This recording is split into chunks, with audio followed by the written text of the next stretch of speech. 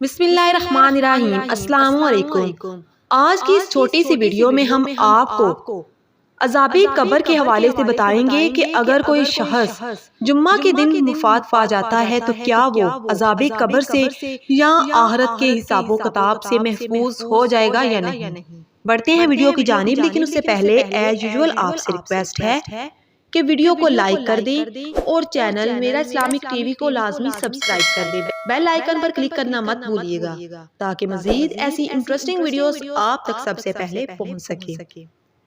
فاسق اور فاجر مسلمان اگر جمعہ کے دن مر جائے تو عذاب قبر ہوگا یا نہیں؟ اس سوال کا جواب یوں دیا جاتا ہے کہ علماء دین اور مفتیان شرع متین مسئلہ ذیل کے بارے میں ہے کہ ایک مسلمان جو کہ شرابی ہے، جواری، فاسق ہے، بے نمازی ہے اور بدعتی ہے، اس آدمی کا اگر جمعہ کے روز انتقال ہو جائے تو اس کو عذاب قبر ہوگا یا نہیں؟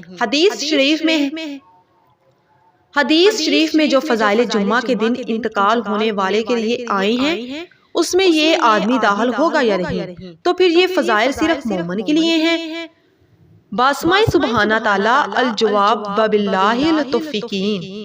جمعہ کے دن مرنے والے کی عذاب قبر سے محفوظ رہنے کے بارے میں جو روایت مروی ہے اس میں صرف مسلم کی قید ہے اور بظاہر اس میں صالحہ اور فاسق دونوں شامل ہے، اس لیے امید رکھنی چاہیے کہ بلا امتیاز ہر مسلمان اس بشارت کا مستحق ہوگا، مگر واضح ہو کہ اس بشارت کا تعلق صرف احوال قبر سے ہے، یہ آخرت میں حساب و کتاب اور عذاب سے محفوظ ہونے کی دلیل نہیں ہے۔